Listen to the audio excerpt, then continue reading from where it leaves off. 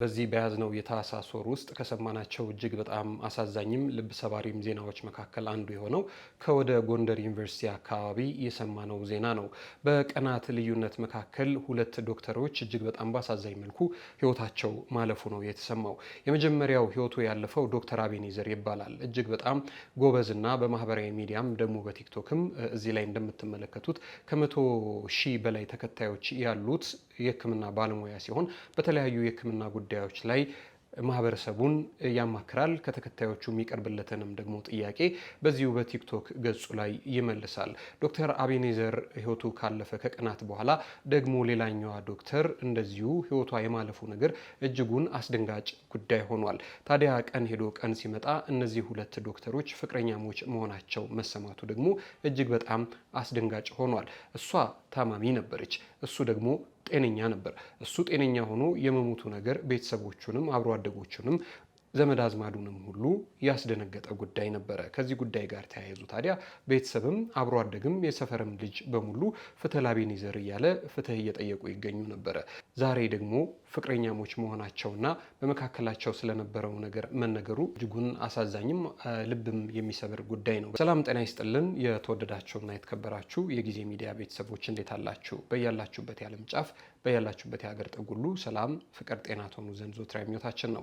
ኤልያስ ደግነት ነኝ። የምትከታተሉት ጊዜ ሚዲያ ነው። በዛሬው መሰናዷችን ስለነዚህ ሁለት ዶክተሮች ያልተነገረውን ጉዳይ ልንነግራቸው ወደን ነው። ምንድነው በመካከላቸው ተፈጥሮ የነበረው ነገር የሚለውን ልናደርሳቸው ወደን ነው። ወደ ጉዳያችን ከማምራታችን በፊት አንድ ጊዜ ሚዲያን ሰብስክራይብ በማድረግ የደወል ምልክቷንም በመጫን ቤተሰብ እንድታደርጉን በትህትና ጠየቅን። አብራችሁን ስለምትቆዩ እጅግ በጣም ከልብ አድርገን እናመሰግናለን። ክበሩልን፣ ክብር ይስጥልን።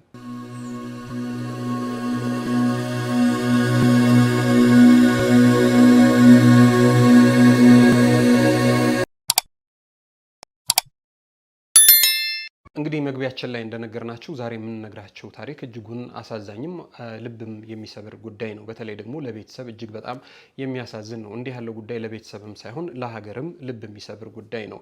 እዚህ ምስሉ ላይ የምትመለከቱት ዶክተር አቤኔዘር ጌታቸው ይባላል። ማህበራዊ ሚዲያ ላይ ከ130,000 በላይ ተከታዮች ያሉት ዶክተር ነው።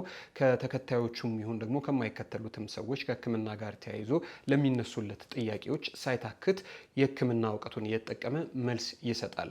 ታዲያ በድንገት ህይወቱ የማለፉ ነገር እጅግ በጣም አስደንጋጭ ሆኗል። አቤኔዘር ሙሉ ጤነኛ ነበረ። ግን ምንድነው የተፈጠረው ነገር የሚለውን ጉዳይ እንንገራችሁ።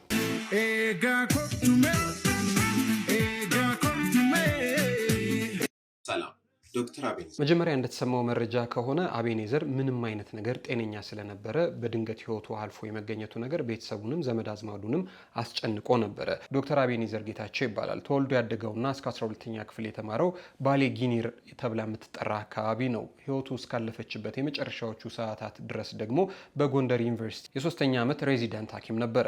ታህሳስ 3 ቀን 2018 ዓ.ም ምክንያቱ ባልታወቀ ሁኔታ የትምህርት ቤቱ ወይንም ደግሞ የሆስፒታል ግቢ ውስጥ ባለው የማደሪያ ቦታ ሞቶ መገኘቱ እጅጉን አስደንጋጭ ነገር ነበረ። ይህንን ጉዳይ ቤተሰቦቹ ሲሰሙ በታሪክም በታምርም አናምንም እንዳሉ ነው የሰማነው። በእርግጥ ይህንን ማንም ሰው ቢሆን ሊያምን አይችልም። ጤነኛ የሆነ በህክምና ሙያ ላይ ያለ ጤናውን እለት እለት የሚከታተል ደግሞ የሌሎቹንም ጤና በብዙ የሚከታተል ሰው እንደው ድንገት ሳይታመም ህይወቱ አለፈ ሲባል አስደንጋጭ ነው የሚሆነው፣ ዱብዳ ነው የሚሆነው። ይሄ ለቤተሰብ፣ ለዘመድ፣ ለአዝማድ፣ ለጓደኞቹ ኢቭን ትምህርት ቤት ለነበሩት ጓደኞቹ በተለይ እጅግ በጣም አስደንጋጭ ዜና ነበረ። ከዚህ ጉዳይ ጋር ተያይዞ እንግዲህ ዶክተር አቤኔዘር ህልፈቱ እሁን መሆኑ ሲገለጽና አስክሬኑ ወደ ትውልድ ቦታው ተሸኝቶ የቀብር ስነ ስርዓቱ ሲፈጸም ወዳጆቹ፣ ጓደኞቹ ቲሸርት ላይ ፎቶውን አድርገው ፍትህ ደግሞ ሲሉ ሲጠይቁ ነበረ። ምክንያቱም ዶክተር አቤኔዘር አልታመመም፣ ጤነኛ ነው፣ የህክምና ባለሙያ ነው።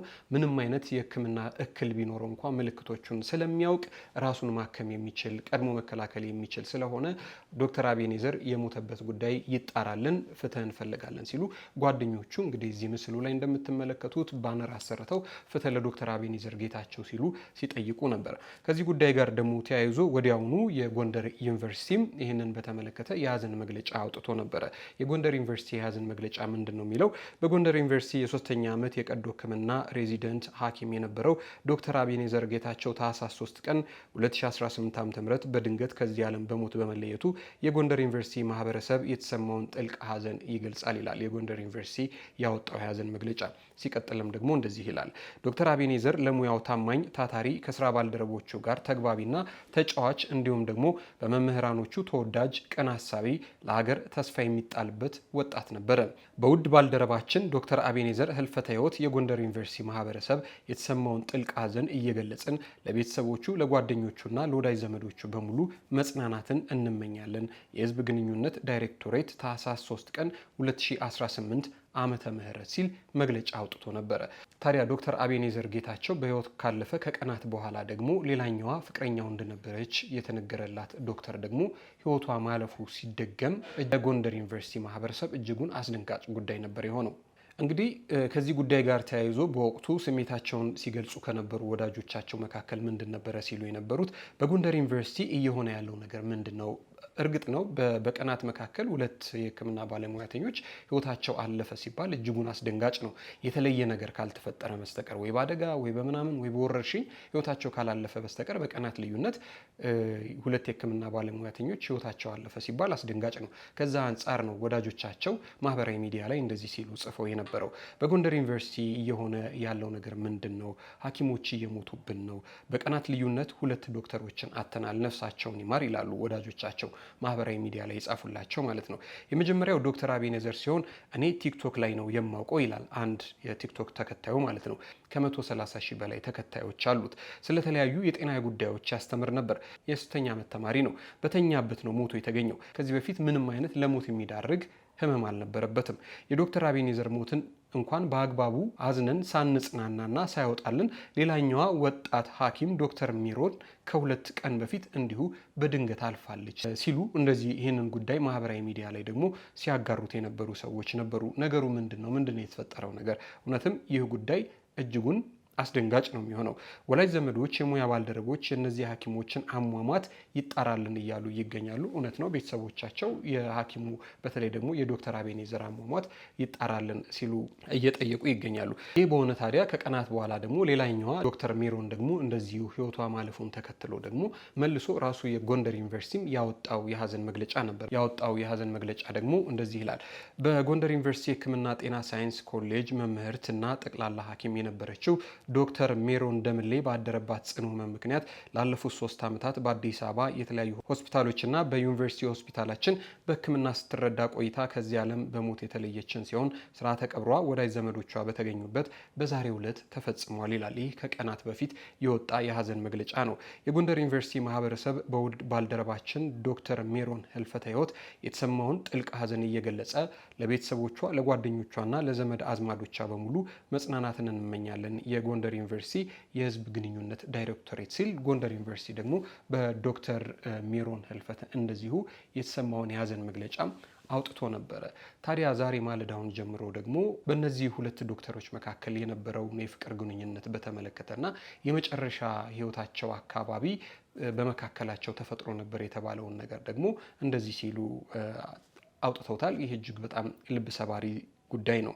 እንግዲህ የሰማነው ዜና ምንድን ነው? በተለያየ ቀን ህይወታቸውን ያጡት እነዚህ 2 ዶክተሮች የፍቅረኛሞች እንደነበሩና እርሷ ደግሞ በተለይ ደግሞ በጠና ታማሚ እንደነበረች እሱ ደግሞ እሷን በማበርታት በጣም ብዙ ይለፋ ይጥር ይግር እንደነበረ ነው። እሷ ደግሞ አይኔ አልተርፍም የራስን ህይወት ኑር ትለው እንደነበረ ነው እንግዲህ ዛሬ የወጣው መረጃ የሚያመላክተው። መረጃው እንደዚህ ይላል። ዶክተር አቤኔዘር ጌታቸውና ሜሮን ደምሌ በጎንደር ዩኒቨርሲቲ በትምህርትና በስራ ላይ የነበሩ ሲሆን በተቋሙ ውስጥ በነበሩበት ወቅት 2ቱ የሚዋደዱ ፍቅረኛሞች ናቸው። ብዙዎች ይቀኑባቸዋል። የሚያውቋቸው ሁሉ የነበራቸውን መቀራረብና መዋደድ ደስ የሚል እንደነበር ይናገራሉ። ነገር ግን ዶክተር ሜሮን ባጋጠማት የማይድን ህመም ምክንያት በተደጋጋሚ ጊዜ ለዶክተር አቤኔዘር የራሱን ህይወት እንዲኖርና ህይወቱን እንዲያስተካክል በተደጋጋሚ ስትነግረው እንደነበር ጓደኞቻቸው ይናገራሉ። ዶክተር ሜሮን ለረጅም ጊዜያት በህክምና ብትረዳም ህመሙ ለውጥ ሊያመጣ አለመቻሉ ቢታወቅም በርከት ላሉ ቀናት ሆስፒታል ውስጥ ገብታ ተኝታ ህክምና እንዲደረግላት ቢሞከርም ቆይታ በሽታው ለውጥ ሊያመጣ እርሷም ደግሞ ምንም አይነት መሻሻል ልታሳይ አልቻለችም። ዶክተር ሜሮን ከ3 ዓመታት በላይ የቆየ ህመም ወይንም ደግሞ አኪዩት ሊቨር ፌለር እንደነበረባት ይታወቃል። አዲስ አበባና የተለያዩ ሆስፒታሎችና ጎንደር ሆስፒታል ስትታከም ቆይታ ታህሳስ 3 ቀን አልጋ ይዛ እንድትተኛ ተደርጋለች። ይህ ቀን ማለት ደግሞ ዶክተር አቤኔዘር ህይወቱ ያለፈበት ቀን ማለት ነው። ዶክተር አቤኔዘርም በሆስፒታሉ ውስጥ ሲከታተላትና ሲያሳክማት የቆየ ሲሆን ምሳ ከውጭ አምጥቶ ቀን ከተኛችበት አብልቷት እንደነበረም ይነገራል። ዶክተር አቤኔዘር እገዛ በሚያደርግላት ወቅትም የራሱን ህይወት እንዲመራና እንደማትድን ስትነግረው እንደነበር ጓደኞቻቸው ተናግረዋል። በዚህ ሁኔታ ውስጥ እንዳሉ ዶክተር አቤኔዘር ከጓደኛው ጋር አምሽቶ ራሴን ስላመመኝ ትራማዶል ልግዛ ብሎ ከአንድ ጓደኛው ጋር ሄዶ 10 ፍሬ ገዝቶ እንደገባ የመረጃ ምንጮች ያሳያሉ ሲል ደብረ ብርሃን ፕሬስ የተሰኘ የዜና ምንጭ ጠቅሷል። በዕለቱም ማታ ላይ ከእናቱ ጋር ሲያወራ እንዳመሸ ከቤተሰብም ተሰምቷል። በማግስቱ ከስራ በመቅረቱ ተደውሎለት ስልክ ባለማንሳቱ አብሮት የተከራየው ዶክተር አበባየው የተባለ ጓደኛው ተደወለለት። ጓደኛውም ቤቱ ሄዶ ክፍሉን ሲያንኳኳ አልከፈት በማለቱ በሩን ከፍቶ ሲገባ ተሸፋፍኖ ተኝቶ ተመለከተው። ሲጠራው አቤት ስላላለው ትከሻውን እየነካ ለመቀስቀስ ሞከረ። ስላልነቃለት ብርድ ልብሱን ሲገልጠው አረፋ ደፍቆ ታየ። ከዛ የልብ ትርታውን ሲያዳምጠው እንደሞተ አረጋገጠ። ዶክተር አበባውም ጉዳዩን ለፖሊስና ለባልደረቦቹ ነግሮ ፖሊስ እያጣራው እንደሚገኝም ታውቋል። ሚኒሊክ ሆስፒታል የአስክሬን ምርመራው ታህሳስ 5 ቀን ተደርጎለት ውጤቱ እየተጠበቀ ነው። አካላዊ ጉዳት ምንም የደረሰበት እንደሌለም ተረጋግጧል። ዶክተር ቃል ኪዳን ደምሌ እህቷና ወይዘሮ የቆየ በዛብህ እናቷ እያስታመሟት እያለ ዶክተር ሜሮን ታህሳስ 6 ቀን አርፋለች። ቀብሯም ታህሳስ 8 ቀን በትውልድ ቦታዋ ደብረ ማርቆስ ከተማ ተፈጽሟል። ፈጣሪ ነፍሳቸውን በቀኝ ያኑርልን ሲሉ ይህንን ጉዳይ በዝርዝር እናውቃለን ያሉ ሰዎች መረጃውን ሰጥተዋል። እንግዲህ እነዚህ ሁለት ፍቅረኛሞች በ3 ቀን ልዩነት ነው ህይወታቸው ያለፈው። እሱ ታህሳስ 3 ቀን እሷ ደግሞ ታህሳስ 6 ቀን ነው ከዚህ ዓለም በሞት የተለዩት። አሁን ነው መጨረሻ ላይ እንግዲህ እነዚህ ሰዎች ፍቅረኛሞች መሆናቸው የታወቀው። ይህ እጅግ በጣም አሳዛኝም ልብ ሰባሪም ጉዳይ ነው። በተለይ ደግሞ ለቤተሰቦቻቸው። ሁላችሁ እንደምታውቁት የሕክምና ትምህርት እጅግ በጣም አድካሚ ነው። ከ7 ምናልባትም ደግሞ ከ10 ዓመታት በላይ የሚፈጅ በጣም ብዙ ልፋት፣ ጥረት፣ ግረት የሚጠይቅ አይናቸው እስኪደማ እያነበቡ ነው እዚህ ደረጃ ላይ የሚደርሱት። ታዲያ ቤተሰብ በዚህ ሁሉ መካከል ይህንን ሁሉ ዘመን አስተምሮ እንደው በድንገት ህይወታቸው አለፈ ሲባል መስማት ለቤተሰብም ደግሞ ለሀገርም ኪሳራ ነው። እንግዲህ በመካከላቸው ምንድነው የተፈጠረው ነገር፣ በተለይ ደግሞ ከዶክተር አቤኔዘር ጌታቸው ጋር ያለው ነገር ምንድነው የተፈጠረው ነገር የሚለው ነው አሁን ትልቁ አሳሳቢም አስጨናቂም ነገር። እሷ በእርግጥ የሚታወቅ ይሄ ነው የተባለ በሽታ አለባት። የሱ ደግሞ ምንድነው? ምናልባት እሷ እንደማትተርፍ ገምቶ ነው? ራሱን አጥፍቶ ነው? ምንድን የሆነው ነገር? ይሄ የሚታወቅም እኛም እንዲህ ነው ብለን የምንለውም ነገር የለም። ዙሮ ግን የነዚህ ሁለት ፍቅረኛሞች ነገር እጅግ በጣም የሚያሳዝን ጉዳይ ነው። ለቤተሰቦቻቸው ለዘመድ አዝማዶቻቸው በሙሉ ፈጣሪ መጽናናትን እንዲሰጥ እንመኛለን። እነሱንም ደግሞ ነፍሳቸውን በቀኝ እንዲያኖር ሻትን ማለት ነው። እናንተም የጊዜ ሚዲያ ቤተሰቦች አብራችሁን ስለቆያችሁ እጅግ በጣም ከልብ አድርገን እናመሰግናለን። ይህንን መረጃ እንንገራችሁ ብለን ነው። አሁንም አንድ ጊዜ ሚዲያን ሼር፣ ላይክ፣ ሰብስክራይብ፣ ኮሜንት በማድረግ ቤተሰብ ታደርጉን ዘንድ ከወዲሁ በትህትና ጠየቅን። አብራችሁን ስለነበራችሁ እጅግ በጣም ከልብ አድርገን ነው የምናመሰግነው። ክብር ይስጥልን።